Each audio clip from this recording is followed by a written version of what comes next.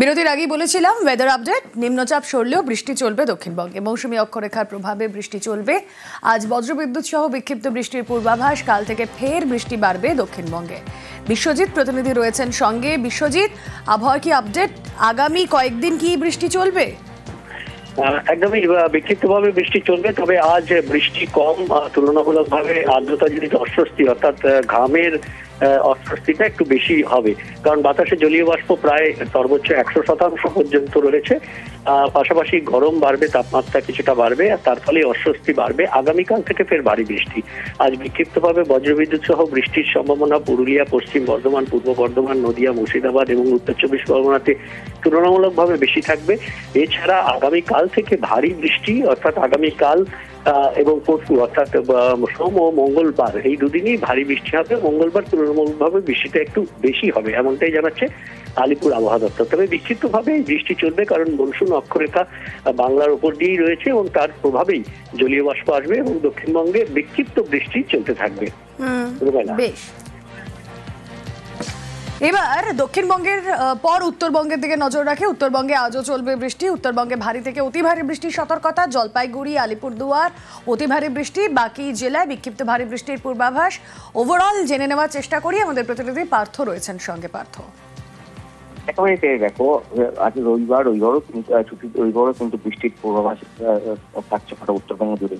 এবং সকাল থেকে আকাশ মেঘলা রয়েছে দার্জিলিং, কার্শিয়াং, কালিম্পং পাহাড়ি এলাকা তো বটেই, সমতলে আলিপুরদুয়ার, কোচবিহার, জলপাইগুড়ি, ডুয়ার্স এবং বালুরঘাট সর্বোচ্চ কিন্তু আকাশ মেঘলা রয়েছে। কোথাও হালকা থেকে মাঝারি বৃষ্টি, আবার কোথাও বা বাড়ি থেকে অতি ভারী বৃষ্টির পূর্বাভাস। বিশেষ করে পাহাড়ি এলাকা এবং সমতলের জলপাইগুড়ি, আলিপুরদুয়ার এবং কোচবিহার এখানে কিন্তু ভারী থেকে অতি ভারী বৃষ্টির পূর্বাভাস থাকছে আবহাওয়া দপ্তরে।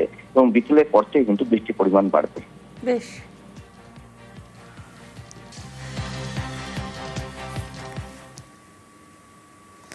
টানা বৃষ্টিতে ঘাটালে আরো জল দুর্ভোগ। একবার সেই ছবিটা দেখুন। ভারী বৃষ্টি, ফুসছে শিলাবতী এবং ঝুমি নদী, আর ঘাটালের বিস্তীর্ণ এলাকা এভাবেই জলমগ্ন হচ্ছে।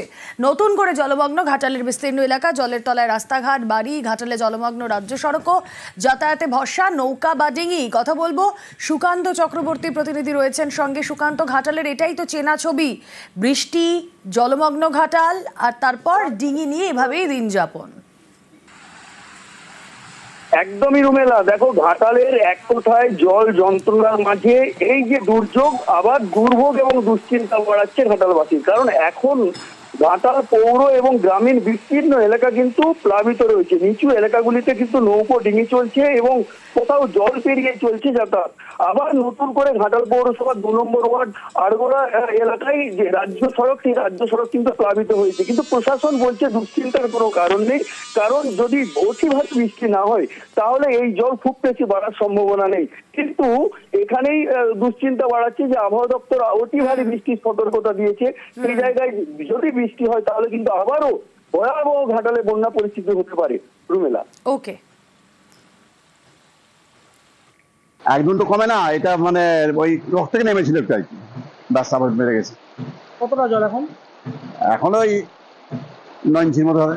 যাতায়াতের অসুবিধা, দোকানের দৌড় করাই জল। হ্যাঁ সামনে জল হবে। বেশ কয়েকদিন তো বন্ধ ছিল দোকান জলের কারণে। হ্যাঁ, সে তো বন্ধ রাখতে হবে, আবার আর একটু বেড়ে গেলে বন্ধ করতে হবে। সারাদিন একটু জল বেড়েছে, এখন বেশি জল আর বাড়বে না, তবে এই যে জলটা বেড়েছে এতেও কিন্তু আবার অনেক জায়গা থেকে জল নেমে গেছিল, মাঠঘাট থেকে, চাতাল থেকে, সেই সব জায়গায় জলপূর্ণ হয়ে যাচ্ছে। তো আমাদের পরিস্থিতির উপর নজর আছে। আমাদের সমস্ত পরিষেবাই চলছে এখনো। গুয়েল kitchen, medical camp, animal treatment camp, distribution প্রোগ্রামগুলো চলছে। আমরা আবার এটার উপরে জোর দেব আজ এবং আগামীকাল। এবং আমাদের কন্ট্রোল রুম খোলা আছে, নজর আছে পরিস্থিতির উপরে। যদি আবার ফার্দার কোনো বৃষ্টি হয় সামনে, আবার একটি মঙ্গলবার থেকে নিম্নচাপ হওয়ার আশঙ্কা আছে। হরপা বানে ক্ষয়ক্ষতি রুখতে সতর্ক সেচ দপ্তর। কালিম্পংয়ে 42টি রেন গেজ স্টেশনে মিলবে বৃষ্টির পূর্বাভাস। তথ্য পৌঁছে যাবে সেচ দপ্তরের কন্ট্রোল রুমে। ভারী বৃষ্টি হলে পাহাড়ি নদীতে হরপা বানের আশঙ্কা। শান্তনু প্রতিনিধি রয়েছেন আমাদের সঙ্গে। শান্তনু, দেখো প্রতি বছরই কিন্তু বলা যেতে পারে বর্ষার সময় এবং বর্ষার পরবর্তী সময় কিন্তু হরপা বান ডুয়ার্সের একটা বড় সমস্যা। কারণ কখন পাহাড়ি নদীতে বান আসবে সেটা কিন্তু স্থানীয়রা বুঝে উঠতে পারেন না। তার কারণ সেচ দপ্তরের কাছে কোনো রকম আগাম বার্তা ছিল না। সেই কারণে কালিম্পং পাহাড় থেকে যেহেতু ডুয়ার্সের একটা বড় অংশে ছোট বড় নদী এবং ঘোড়া নেমে এসেছে। সেই কারণে কিন্তু কালিম্পং এর সঙ্গে যোগাযোগ রেখে চলেছিল জলপাইগুড়ি জেলা প্রশাসন, সেচ দপ্তর, এবং অবশেষে কিন্তু কালিম্পং থেকে সরাসরি এবার থেকে তথ্য পাওয়া শুরু করেছে সেচ দপ্তর। 42টি স্টেশন যেটা কালিম্পং এর বিভিন্ন গ্রামাঞ্চলে রয়েছে, সেখানে কখন কত বৃষ্টি হচ্ছে, কোথাও আকাশ ভাঙা বৃষ্টি বা মেঘ ভাঙা বৃষ্টি হয়েছে কিনা, সেই তথ্যগুলো সমস্ত কিছু কিন্তু চলে আসা শুরু করেছে জলপাইগুড়ি যে কন্ট্রোল রুম রয়েছে সেচ দপ্তর উত্তর পূর্ব বিভাগের সেই কন্ট্রোল রুমে। এর ফলস্বরূপ কিন্তু যে নদীতে যে ভাঙাসার যে সম্ভাবনা তা রোকা অনেকটাই সম্ভব হবে বলে মনে করছে সেচ দপ্তর। কারণ 2022 সালে বড় একটা দুর্ঘটনা ঘটেছিল আমাদের বাল নদীতে, সেখানে দেখা যাচ্ছে যে 8 জনের মৃত্যু হয়েছিল, মানে একাধিক লোক আহত হয়েছিল। সেরকমই ঘটনা কিন্তু এই মাসেও হয়েছে একাধিক জায়গাতে। সেই ঘটনাগুলো বিপজ্জনক পরিস্থিতি আটকানো অনেকটাই সম্ভব হবে বলে মনে করছে সেচ দপ্তর এই তথ্য বিনিময়ের ফলে। বেশ,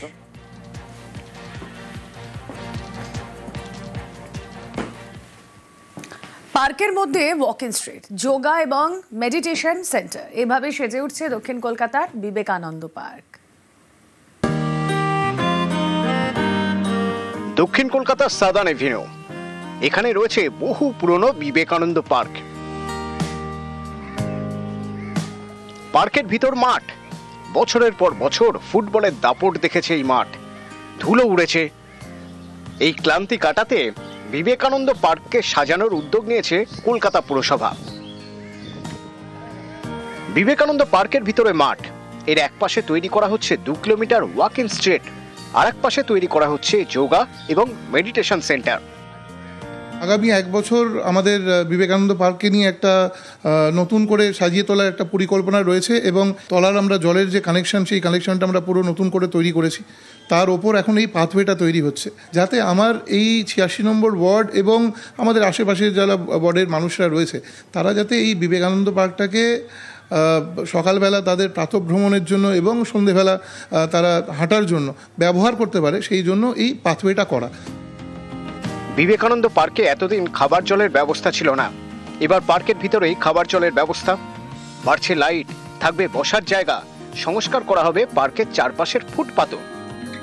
লাইট একদম চারিদিকে, এরকম কর্পোরেশন এত সুন্দর সাজিয়ে দিচ্ছে।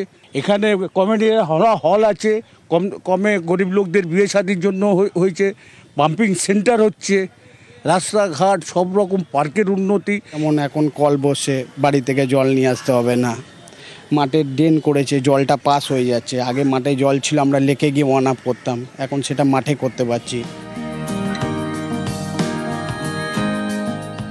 পার্কের মধ্যেই ওয়াকিং স্ট্রিট, প্রাতঃভ্রমণকারীদের জন্য এক নতুন ব্যবস্থা কলকাতা পুরসভার। দক্ষিণ কলকাতার বিবেকানন্দ পার্কে এভাবেই সেজে উঠছে নতুন করে।